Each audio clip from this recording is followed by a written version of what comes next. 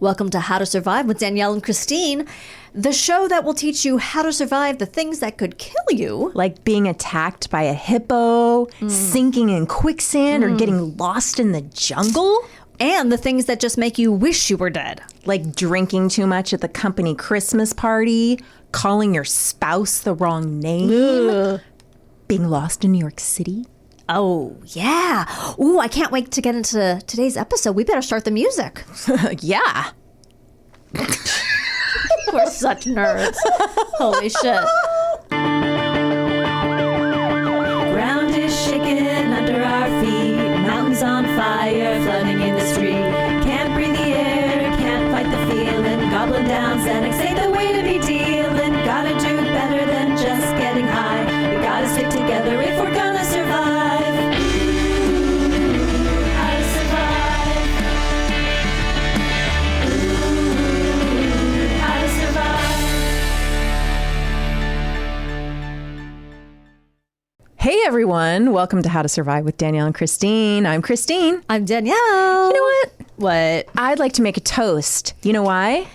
Yes. Because we have alcohol. We're doing our first ever evening record. Yep. And we all have alcohol. We have canned margaritas from Cutwater. Hey, you want to sponsor us, Cutwater? I know you're listening. They're not bad. I like They're it. delicious. Garen? It is actually, as someone who's not a drinker, it is actually it's good, pretty right? good. Yeah. But Garen, I don't know if you can, he fasted for 16 hours for blood tests, then had Burger King, and now is having canned alcohol. How's that working so far? I should have taught you how to run this before I drank. Yes, this. I don't think I would have done be recording for very 3 well. days. I think that's the exact right thing to do.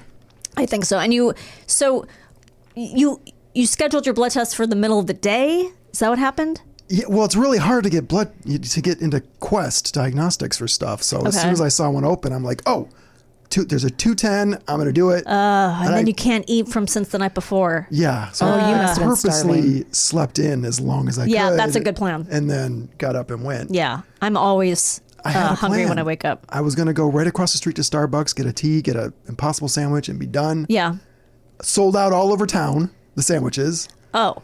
So how do you know? Did you go to multiple Starbucks? I was going to order ahead as soon as I left the place. Oh, why didn't you just get, you can get, do they have any of the sandwiches? Because you can just have them remove the meat. Look, sounds like you really wanted that Impossible sandwich. Wanted an Impossible sandwich. I've never had the rest of them. The rest of them are never that good to me. It's sausage, right? It's the Impossible sausage. Oh, like fake. Yeah, it's so good. I didn't like it. Do you like the Impossible Burger? Do you ever cook with that at home? Oh, you don't cook I've tried. No, I have. I don't like it.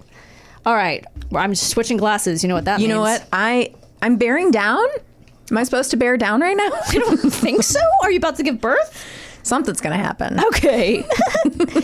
Today we are discussing how to survive being lost in the jungle. Oh, I need this because you know where I go a lot? The jungle? That's right. Now, I know we already discussed how to survive getting lost in nature. The forest. Or something like that. This is different. There are some differences. So here we go. Okay. Folks, she's wearing the glasses. I'm wearing the CVS glasses. If you get lost in the jungle, then stop. S-T-O-P, which stands for stop, think, observe, plan. I love a anagram. Acronym. Yep, that too. I love those both. Sure, you like both of those. I read observe as obsess. But don't do that. You might. Initially, it is a very frightening feeling to feel lost. It's really important to act calmly and objectively as much as possible. Every decision you make now is critical. Oh, gosh. There's a lot of pressure. There's a lot of pressure. Shouting for help can be useful if you think you are close to your group or a village or a trail, but remember that it's difficult to know where a shout is coming from in the jungle, which I didn't know. Oh. It makes sense. Because it's bouncing off, maybe? All different the trees? Yeah. Oof. I don't know. First decisions. If you are stuck in the jungle due to a plane crash, stay at the side of the plane to see if rescue arrives and only start moving once you're certain no one is coming to the rescue. If you are on foot and you know you are not far from a village or trail, try to figure out where you came from and get back to a point you recognize. This could be a stream or a high point or a jungle trail. Go through in your mind the last hour or so of walking and picture it in your head. Oh man, no, it's all green. Yes. Green, beige, gray. mossy. Green. Yeah. Moss on trees. Moss on trees. What landmarks did you pass? Tree. Which direction was the sun in? Above. Oh no! You know how people know, like, if the sun is in this spot in the sky. I told you I have no. I would never be able to figure it out ever. I'm dead. I think I've said on this podcast before that I don't know how you're supposed to take a picture. I don't know if the sun's supposed to be on you. I mean, how even the Earth and the sun, how it all moves. I'm like, nope. I don't care how many styrofoam balls on hangers you show me. No. I'm not figuring this shit out. Me either. It is, my brain cannot grasp it. No, it says any memory will help. Well, good luck. What about like 4th grade when I got really embarrassed because I couldn't get my belt undone in time and I like peed in my tights a little? Does that memory help? Does that memory help? Yeah. Any memory. Oh my God, I love that. You were wearing Like I couldn't get tights under pants? No, it was like a jumper and I had tights under it and the belt was... Sounds really cute. It was cute. I'm sorry that you peed yourself. Not totally, but just like a little and then you're in the wetness and... Maybe that will remind you that you survived that and then you can survive this. Oh, good point. Courage. Look around you carefully and see if there's any evidence of where you came from. For example, broken branches. This may help you decide which direction to start moving in. Maybe just always break branches then while you walk. Right, while you're walking, because then you've been there before. You mean with your feet, yeah, or just break them with your arms, hands. just like destroy. You know what? Be very American, and as you go, destroy your nature. Yeah. Orientation in the jungle. Don't think you're going to get your first classes of choice at orientation. What? Did she how to survive high school? I was trying to make an orientation joke, and it didn't work. I just thought, so like, stupid. I time traveled and I missed part of it's one of show. those things that where I'm just like, I'm just going for it. It doesn't. When I read it, I was like, oh, this is going to be funny. I think it is funny, but just maybe not. We're not laughing in the right way. Oh. That's very kind and wrong. If nothing seems apparent, then you need to pick a direction and keep going in consistent direction. If possible, leave a note. This is so obvious, but something I would never think of. Okay. If possible, leave a note saying where you are going and what time it was. Traveling in the jungle is very slow, but with luck, rescuers might follow you and find you. Oh, I mean, you probably have pen and paper in your backpack. Why not? Leave a note. Sure. I'm lost. I'm going. Yeah. Toward the This trees. Yeah. With an arrow pointing. Yes. I would like Psych 101. Travel during the day and sleep at night. Heading downhill will likely lead to a stream where you can follow it until it becomes a river, which will lead you out of the jungle. So downhill is more Yes. likely to find Yes. water. You're more likely to find water if you head downhill. Yes. The wider the river, the more likely there will be civilization. Jungle travel can be very disorienting, and the fear factor creeps up if you are not confident in your movements. Always feel you are in control of where you are going and justify it loudly to yourself. I know where I'm going! This sounds a lot like the confidence of a man. Like you just have to, you have no idea what's happening, but you're just going to keep moving forward. Yeah, like those shirts that say, have the confidence of a mediocre man. Yes, Lord grant me the confidence of a mediocre white man. You just have to embrace that. Embrace your inner mediocre white man. The jungle, I have embraced many a mediocre white man. The jungle. Hello, it's my 20s. The jungle canopy can make things quite dark and difficult to get your bearings, so also look for some high ground where you might see a depression where there could be a river. Follow animal trails. Look for animal trails left by animals in the jungle and follow them. Follow them. Yes. Interesting. I know, this is interesting. If they are heading in the same direction as you, because they might lead you to water sources or open areas where you might more easily be seen by rescue parties. Or they might lead you to a crocodile's open mouth. Yes, or a den.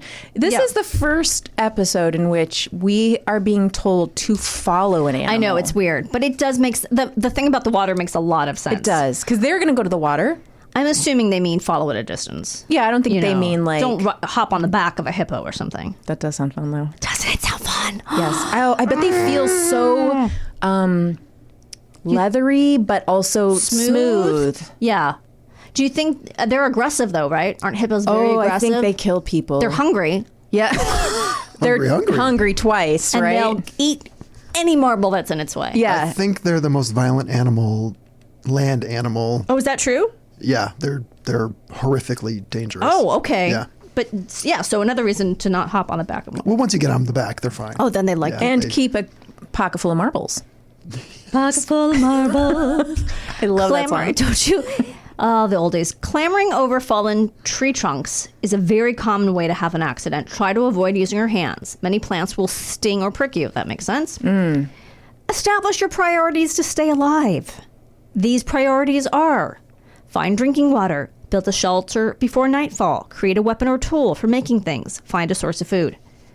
Finding water in the jungle, collect rainfall. Leaves in the jungle are usually large and can be bent into a funnel shape and used to collect rainwater. Store it in your water bottles or drink it straight. The most important thing is that you remain rehydrated. Not calm? No! Huh. You can panic all you want as long as you got your water? Water, yeah. Okay. Streams. Look for streams of running water and avoid stagnant pools. Obviously, you've heard that before. Yes. They collect mosquitoes and dirt and All kinds bacteria. Yeah. Preferably, you will want to boil any water that you collect from streams in order to kill any bacteria. Check the water for any particles or bits. You can filter them through your sock. Sock water. Gross. This I found sort of interesting. Bamboo collects rainwater in the compartments of the stalks and can provide an excellent source of water. So I didn't understand this. Bamboo sticks are Yes. not hollow all the way through. Okay. You know how they have rings on the outside? Correct. Those rings are, In between the rings? yeah. Okay. In between the rings is hollow. Those rings are solid. Right. You can punch through them if you Okay. need to. But basically, it's just like a little straw. If Interesting. you can just use that part. Yeah. Which I thought was pretty cool. I didn't know that. I don't think, I was in a bamboo forest in Hawaii. Of course you are. Live a very fascinating life. But they were really big. I mean, I don't know that I'd be strong enough to bust it. Yeah. That's- maybe somewhere on the ground. I don't know. Do bamboo ever just fall off and like? Let's hope. I think the point is, even if you had to hold the entire thing, Yeah. you don't have to drink all the way from the bottom. Yes. Like tilt it up over your head because it'll be in the top portion. Okay, so you just have to like grab one, jump, swing it down. Yeah, and yeah, like, yeah, hope- And then be like, yes. open your mouth. Yeah. I got it. I got a picture of this. Yes. Okay, I'm going to skip that. All right. Building a shelter in the jungle. Building a shelter in the jungle. The shelter is vital in protecting against the elements and is a top priority. The easiest shelter to make is a lean-to out of branches and leaves. Find a long, fairly straight branch and lean one end against a tree. Place more shorter branches along the length of the long one at 45-degree angles. Cover the whole thing with large leaves to make a cover. Finding food in the jungle. Build a trap. Your best bet is to trap animals and conserve your energy or fish. Yeah, with that trap you're going to talk about. There are many variations of traps, but basically, they choke, crush, hang, or entangle wild animals by trapping them in a snare, or in a hole, or under a falling log or boulder. The more you make, the more chance you have of catching something. But knowing where to place a trap is key, and in the jungle, a good place would be on an animal trail. Clearly, Okay. the one you're following. This reminds me of that domino show I've been watching. Dominoes? You didn't know about the Domino's competition show hosted by Eric Stone Street on It's TV? It's weird that I don't. I think your kids would enjoy it. It's Probably. fun. Yeah. But I was just thinking if there was a competition where you had to build a set of traps, because I just clanged my glasses on my water, if you didn't hear that. They do like... What is it? I was going to call them Paul Ruberg, and that's not it. Rube Goldberg. They build Rube Goldberg-like devices within Yes. the domino thing, and I was thinking that would be a fun competition show to trap animals, except I don't like killing animals. But maybe if you had fake animals, Yes. you could do, just like wind-up toys.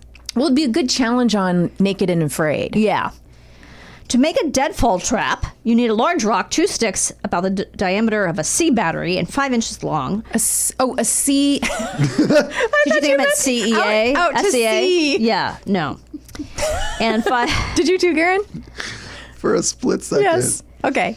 a strong thin stick about the diameter of a pencil, and a knife. It requires you a lot to have. All right, fishing in the jungle. An effective way to catch them An effective way to catch fish is through the use of a pronged fishing spear, which you could make with a piece of bamboo. Yeah. You find a sharp stick. Find a 6-foot piece of bamboo and cut 2 6-inch slits at one end to make 4 prongs. You can picture it. You just kind of bend them, I guess. Separate the prongs with some vine in the gaps and then sharpen them with a knife or sharp rock. Find a rock to stand on or wade into knee-deep water. Move slowly to avoid scaring away the fish. Once you spot a fish, wait for it to swim close to you and jab quickly and forcefully to pin the fish on the bed of the stream. This takes practice.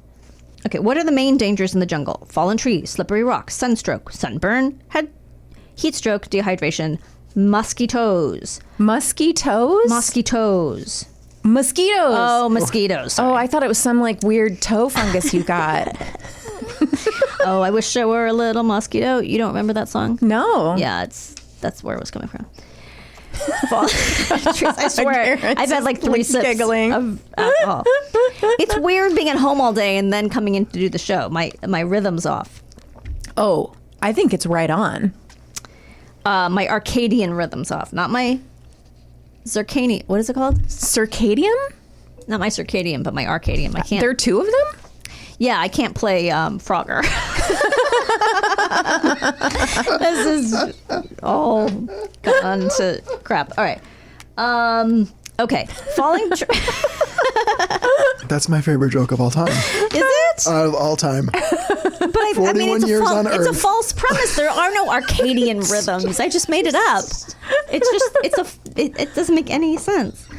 Falling trees and branches are the most common reason for injuries in the jungle. So choosing a night camp is important. Keep on clear ground. Slippery rocks. Choosing a night camp. I'm sorry. It means sleep at night. Because everything, there's so much in your way that you're going to die. What else are you going to do at night? Yeah. They're just saying don't try to travel. Yes. Common perils in rivers or streams include slippery rocks, submerged branches, strong currents, leeches, and possibly larger animals like crocodiles.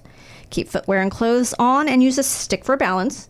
And choose your crossing point carefully. Don't cross rivers more than knee deep unless absolutely necessary. I'm not doing it. No. I'm crossing that river. Sunstroke, sunburn, heat stroke, and dehydration are all very easy to fall prey to, so always keep your clothes on, especially covering your head and neck. Ants, snakes, venomous spiders, plants with spines and thorns are all quite common in the jungle, so use a stick to help get through vegetation, and don't grab things with your hands. I could see the temptation to just grab things, get them away from you, so this is smart. A cut or bite or sting could quickly lead to infection.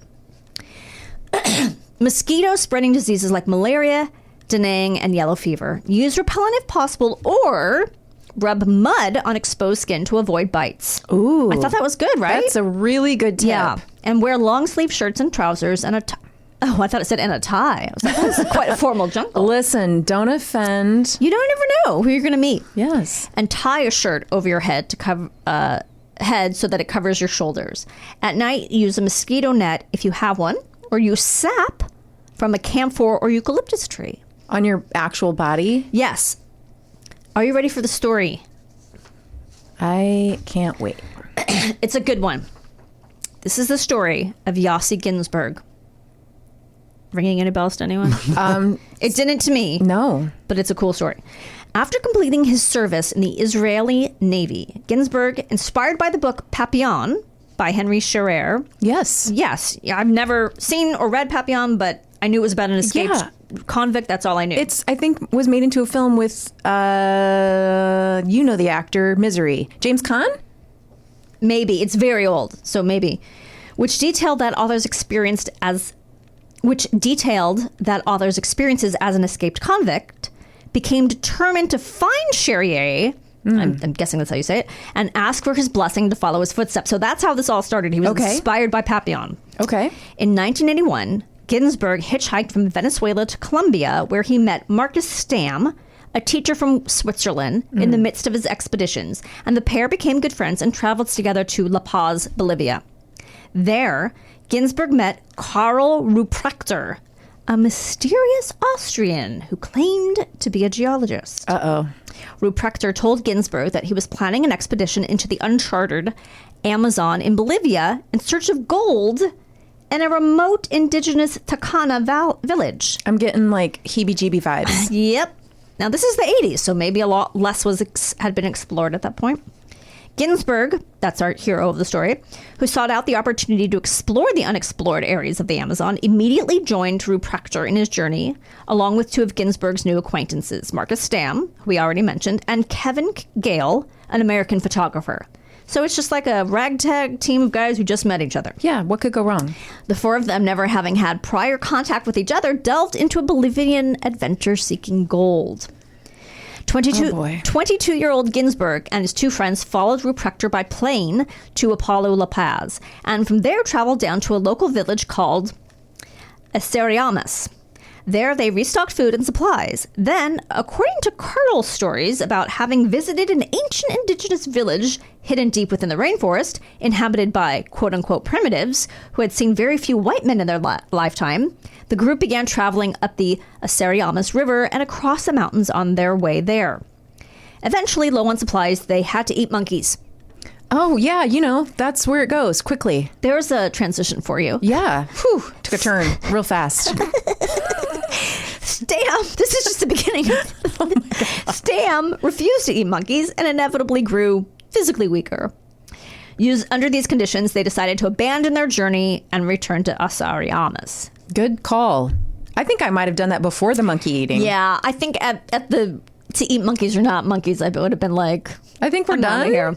Back at Aceriamas, Carl told them, this is the questionable Austrian dude, told them about his new plan. Sailing on a raft down the Tuichi River to a small gold quarry called Curry Playa on the riverbed, and from there downriver to Ruranabak near the Beni River, and then return to La Paz.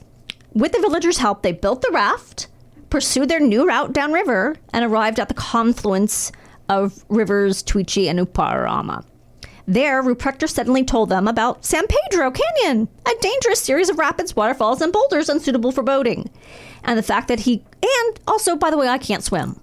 This is what the Austrians laying on them. No. Yeah. He's like, let's take a raft, go down here. Oh, by the way, there's a lot of serious rapids and waterfalls. It's super dangerous. There's unstable boulders, and I can't swim. That's so coming back again, full circle to that white male confidence. Right. So then he refused to continue on the trip. Good. Okay. So his deceit and betrayal led to distrust within the group and ended with the group splitting up. Gale and Ginsburg's our hero guy, and Gale is the photographer, decided to continue rafting downriver to Ruranbach, while Ruprechter and Stam decided to walk up the Iparama River to Iparama Village near the river source and return from there to Apollo. The four men resolved to reconvene before Christmas in La Paz. As Ginsburg and Gale's raft neared a waterfall, they lost control and became separated.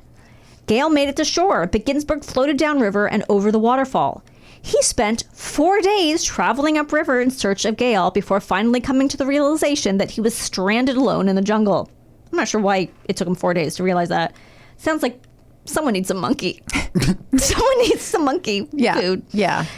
He'd said at one point that he just waited for the monkeys to fall from the tree. Oh my God.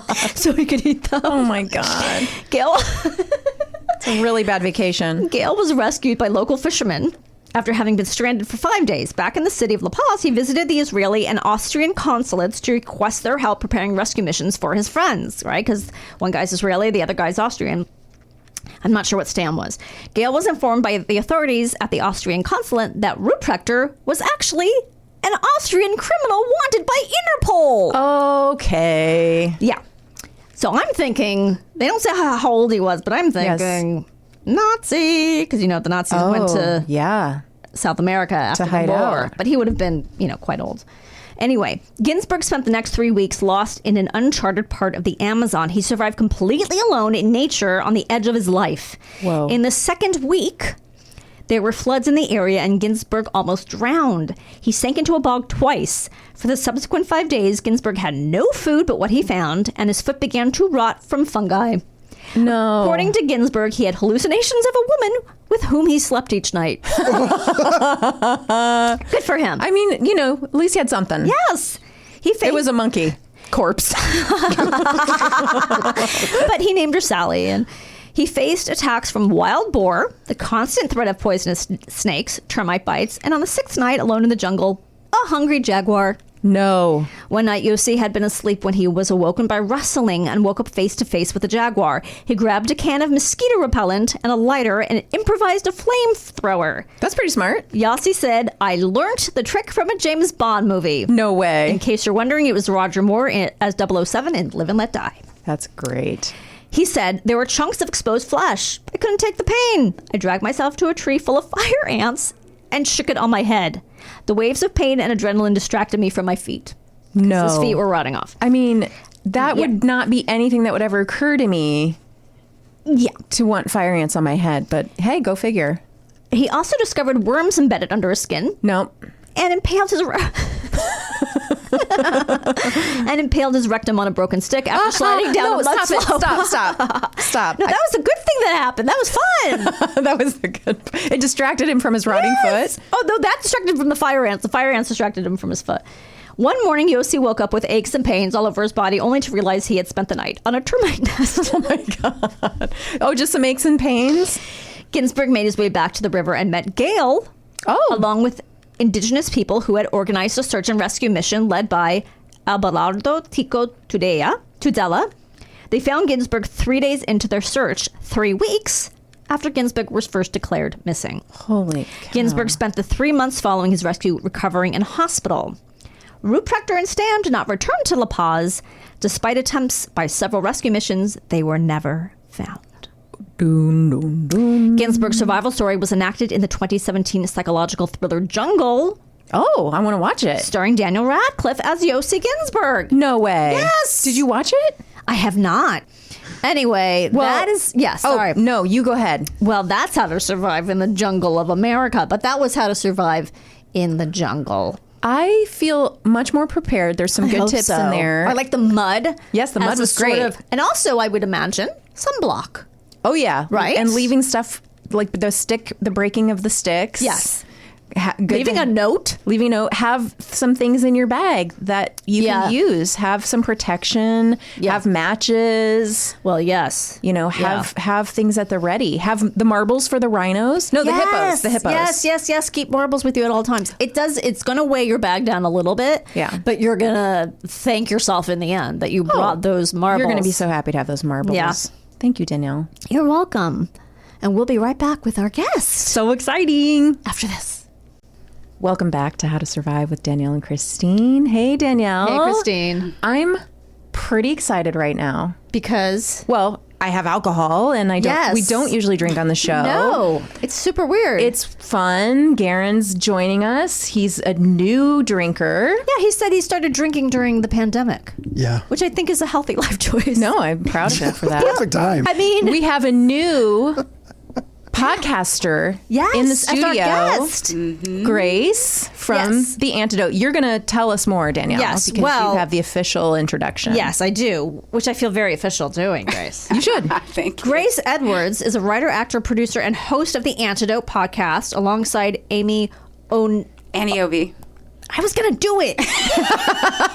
Oniobi. Wait, did you say Annie Obi? Annie Obi. Guess what? Your publicist... She wrote OHN. Oh, no. No, it's we got to give her the fix. Annie Obi, yeah. Anne of Green Gables. Annie Obi of Green Gables. Or just Anne Frank. Yeah. Tell her it's Anne like Anne Frank. Anne as in Anne Frank. Yeah. O as in, oh my God, they're coming for me. Yes. EOB. Okay. She's also the creator and executive producer of Jodie, a spinoff of Daria. Which is so cool. You probably weren't even alive when Daria was on. Oh, no, I was alive. I was very much alive. Okay, you're very young looking.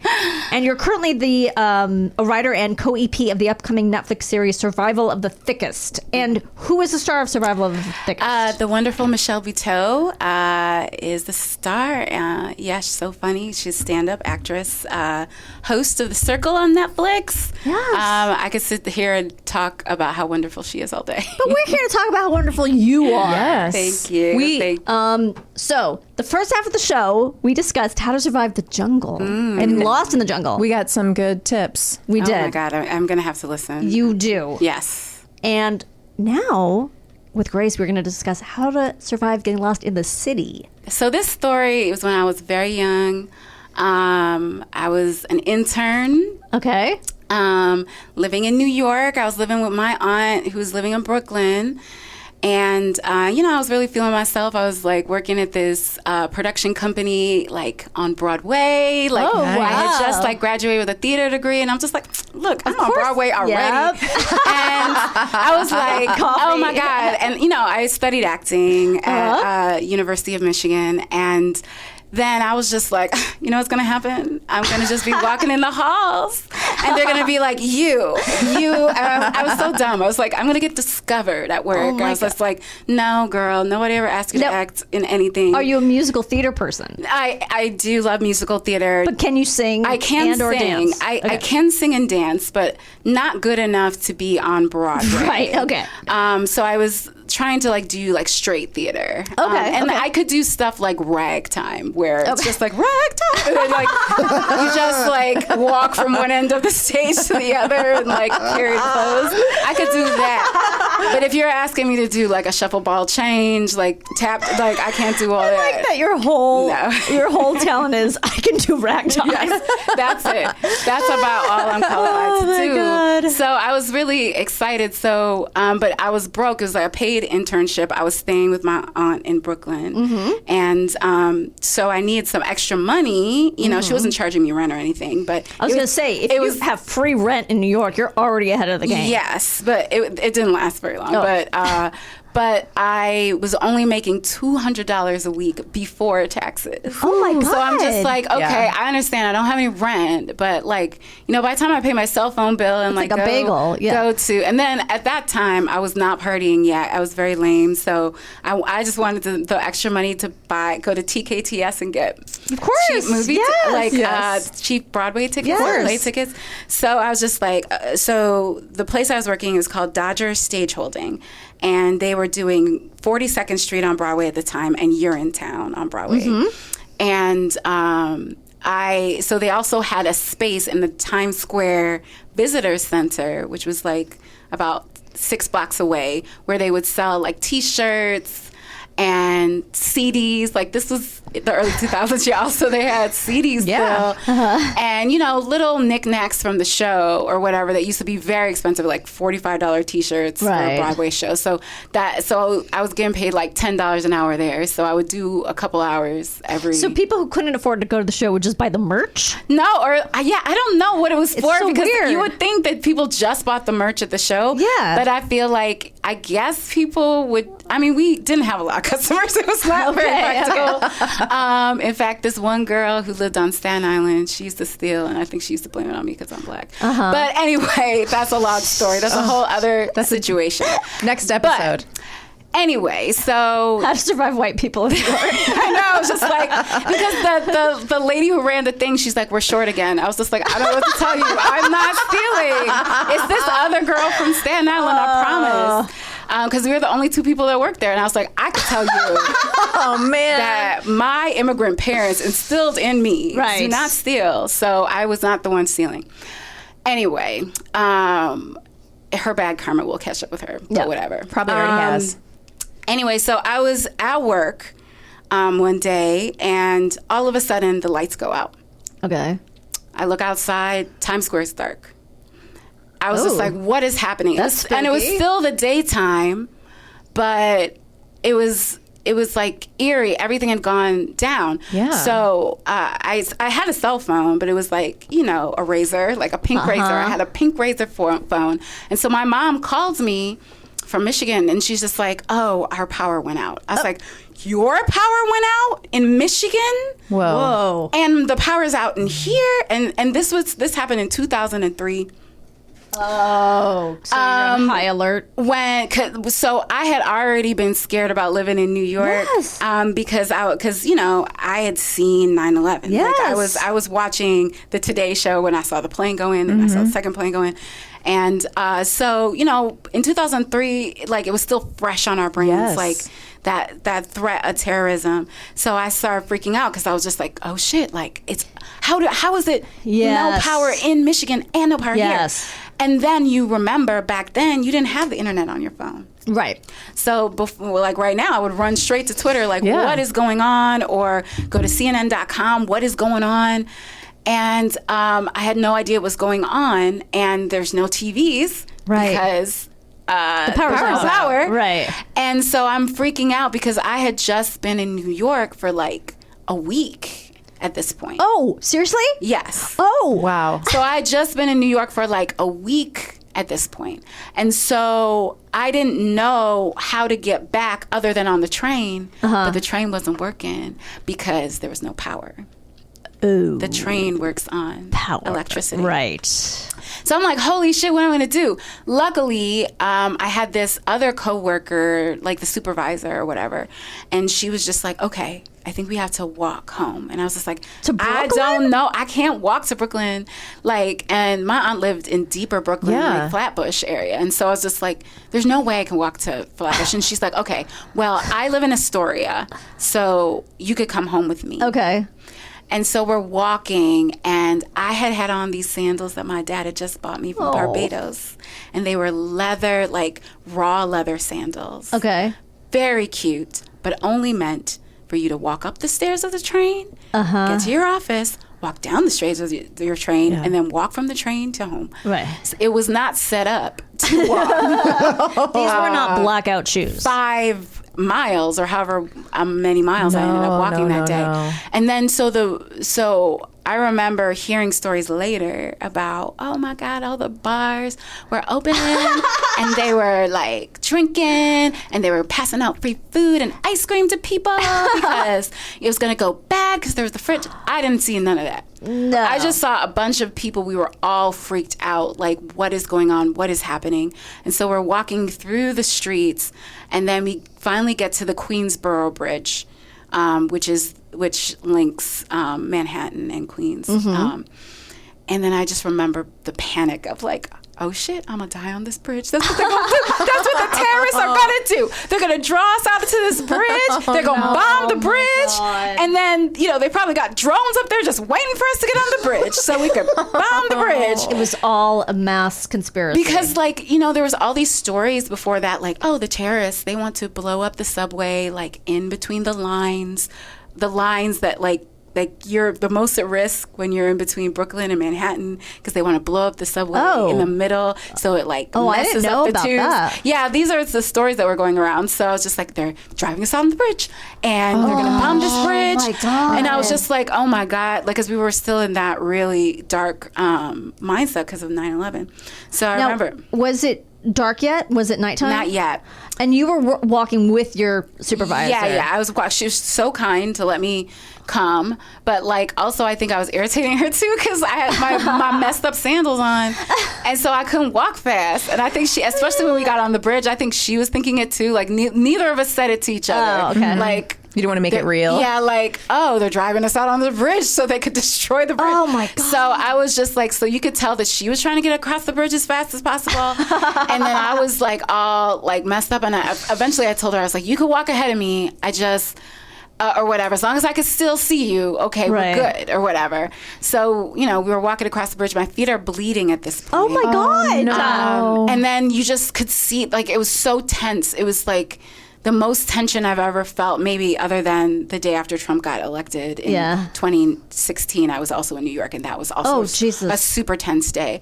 But it was just so tense. I mean, and literally, I remember seeing this one woman. She had shit her pants. Oh, honey. And Is that a side effect of the lights going on? I think she was just scared. Like, she just didn't know what was going on. And like, as I said, you don't have your phone with the internet, and you don't know what's happening. And I'm sure people calling, and then my cell phone at one point stopped working. Oof. Because I don't know if it was the towers needed the power too, or if it was just like so many people were just trying to call. It was like jamming. The lines were jammed. So at a certain point, I couldn't even call my aunt, and she was probably worried like where I was. So we eventually get to her house in Queens. And then I get access to the internet, and then I could call with a hard line. Because people still had hard lines back then. And so I was just like, well, I'll try to make it home tomorrow on the bus. So yeah, it took me about 10 hours to get home. Wow. Because finally, because I realized, okay, well, this bus is like packed every time. So I have to like try to trace back some stops so I can like get closer to the origin of the bus so that I could get on slightly before all earlier. the other people get on. And you're not even really savvy about what buses to take, right? No, I was from Michigan, so like you get a car when you're 16 and you drive. Yes. And if you take the bus, like it's very rare for anyone in Michigan to take the bus unless they don't have a car. So did you just ask people like, what bus do I get on now? What bus? Because that's how I would be. And New York, to be honest, New Yorkers took care of me. They were very sweet. And helped me get home eventually, but it was a very harrowing experience. I mean, and eventually I did make it home, but yeah, that was the wildest experience. And it just, when I thought about like what stories I was going to tell in this, I was just like, yeah, what was the worst thing? I lived a very tame life, like, so I haven't had like a lot of wild things happen to me. I haven't had like a lot of wild nights, maybe some wild dates. But, we'll have you back. But I was just like, yeah, that was the most scared I remember being, the most disconcerted I remember being. And then we so take for granted, like, the navigation on our phone. Yes. We so take for granted that, like, you can find out what's happening. Yes. Like, in immediately. the world, immediately, because you have a computer in your pocket. But back then, you just had your little flip phone, and all it did was call. I don't even think that texts were, like, popping at that point. I don't know. No, I don't think so. Like, so you couldn't even, so the only thing your phone was a phone. Yeah. So if you were lucky, if it worked as a phone. Exactly. Yeah. And then, like, cell phone reception was bad there. Like, remember when you used to hold your phone up in the air to, like, try to get reception and stuff? So, yeah, it kind of made me just, like, appreciative of, like, the current technology that we have. Because it would never happen that way now. I mean, unless my phone was dead, like, if I hadn't had it charged. But even then, I was just like, well, I would go out to my car and charge it. Like, you know. Were you like, I should have just stayed at one of those bars and had free ice cream? Yeah, you know what the sad thing later was I found out? Because my friend was moving to New York around the same time or whatever, and he had just moved to New York that day to go to law school. Okay. And he and his family had a hotel in Times Square. So I could have literally just gone there and stayed with his family in the hotel in Times Square. Really enjoying the anecdote. Thank you so much. You two have such a great chemistry. Oh, yeah. I know. It's so like, okay, they're friends. They're friends. Yeah. Really funny really together. Nice. I love hearing about like what you guys are doing to take care of yourself and your inspirational quotes at the end. Oh, thank you. Just as creative people too, it's nice to like hear about other writers' creative processes. Yeah, thank you. Thank you so much. Yeah. But yeah, so it's been really fun. We've had some fun guests, including my collaborator on Jody. Tracy Ellis Ross was our first guest. Oh my God. Yes, we're working together on Jody, the Daria spinoff that you mentioned. So she plays Jody in Jody. Oh, and wow. so she's also an executive producer and just an amazing creative partner. She's sort of a goddess. She is, and just like the most joy-filled, like what you see of her in the world is genuinely what she is. Just like joy-filled and beautiful and kind and wonderful. So she did us such a solid by being our first guest. No, that's a great first guest. God. So it's been also a joy working on that. So you're caught up on all my projects. You got a full plate. Man. Full plate. Well, we're happy you survived the blackout. Thank you. Of 2003. Me too. I feel like that made you really tough for New York. Like, you were like, I mean, that's your first week. Yes, you're like, oh, by fire. I'm good. Yeah, and I needed it. I needed the toughness. Like, I lived in New York for 15 years. Oh, wow. Nice. So, I needed the toughness. I was just like this sweet Midwestern girl. And literally, I would walk around New York smiling, and people would be like, you're not from here, are you? And I was like, no, I'm from Michigan. But I was so excited because, like, everything excited me. Like, I used to be such a nerd. Like, I would take, like, walking tours of Central Park. I love that so much. I would, like, go to, like like poetry readings in the village, and then like go get like stand in line at like 6 a.m. to get like rush tickets for rent. And I had a bunch of other little nerdy friends who would do it with me. I used to live with my friend Michelle or whatever. Now she's like a full mom in Florida, but like at one point we were two aspiring actresses, and she used to live in the living room and I used to live in the bedroom. We had like a real cheap like apartment in Queens or whatever. I remember it was $1,100 that we used to split. Oh my God. And so, that's you like know, you're just so nothing for me. happy Yeah. to like just be there. I would look up at the Empire State Building. I'd be like, concrete jungle, where so like, I feel like New York is so perfect in your early 20s because like you don't need much, and there's so much free fun stuff to do. I remember I used to get a physical copy of Time Out magazine. Yep. And then there used to be this part where it'd be like stuff free to do, and it'd be like poetry readings or like concerts in the park in the summer. And so it's such like a fun and wonderful place to live. Oh my God, am I moving back to New York? You know what? You said you're writing on Zoom anyway for your show. You might as well, right? You could. I mean, I could. It's just that my career really flourished when it came out here. It's just you can't compare it to anything. No, like, it's soap operas or Law and Order, right? Yeah. It's just like when you get out here, you just end up meeting people, and you're sort of in the room where it happens. To quote Hamilton, theater nerd. Now that you have to be able to sing, and that's no. I mean a rap too, like and rap and dance. Yeah, so no, I don't think I could be in Hamilton. No.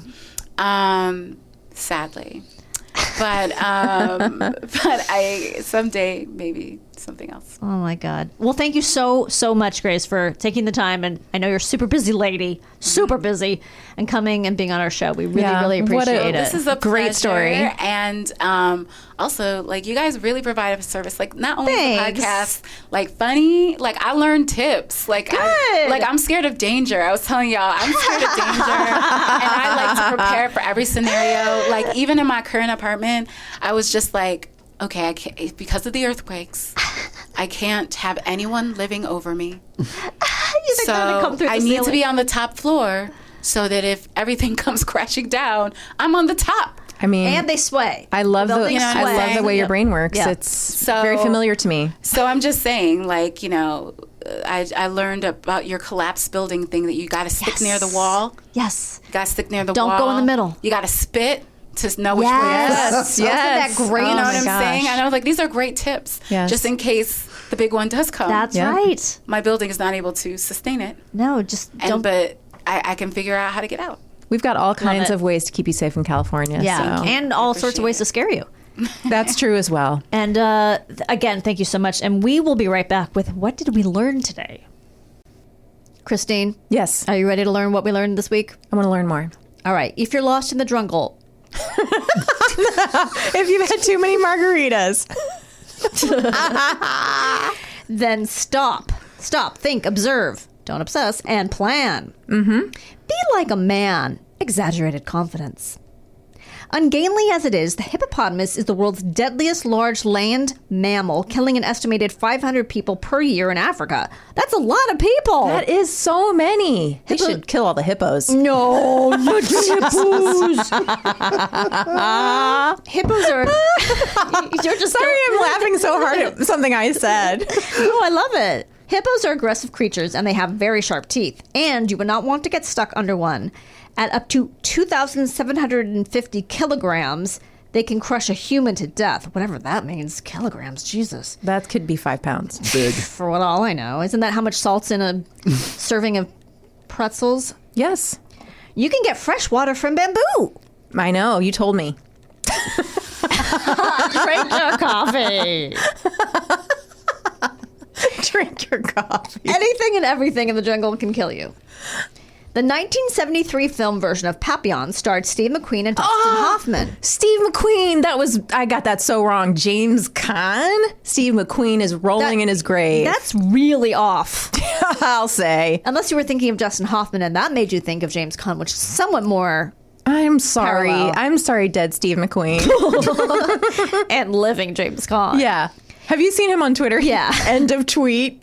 Yeah, what does he say? He just Every tweet, he just posts something and then says end of tweet. A 2017 remake. Oh. Starred Charlie Hunnam and your favorite creepy Egyptian and mine, Rami Malek. Won't be tuning in.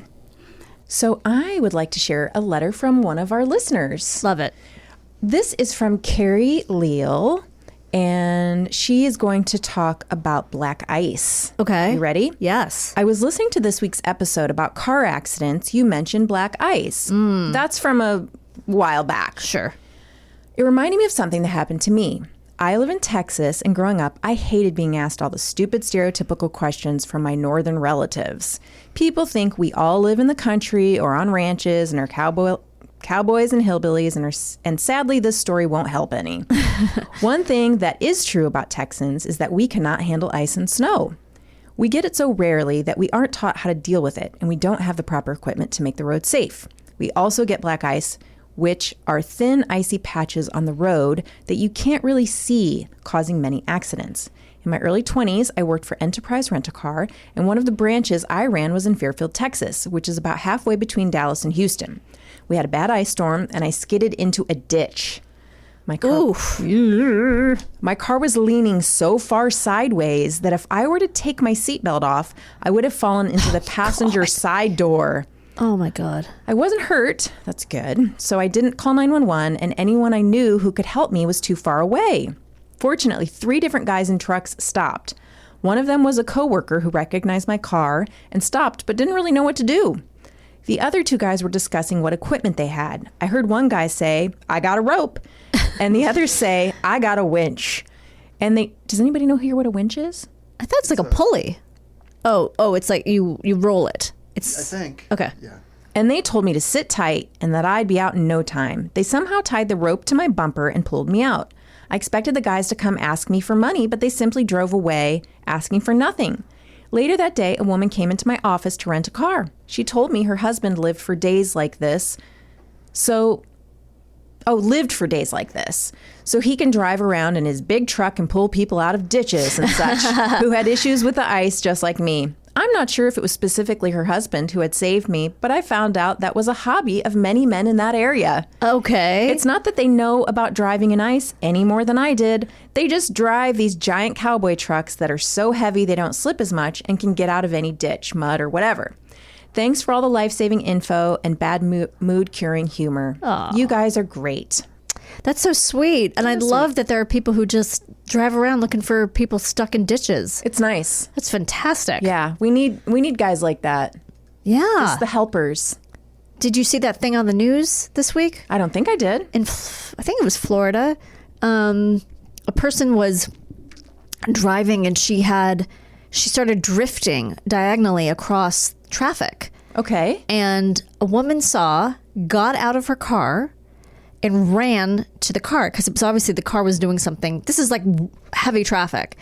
And then the car was heading into the, going the other way. Okay. Into Opposing incoming lane. traffic. Okay. Sorry, into incoming traffic. And those people had to back up. They eventually 5 people got out of their cars and stopped the car. Someone used not a life hammer, but someone used a dumbbell that was in someone's car to break the window open. She had taken some medicine on like an empty stomach or something. Okay.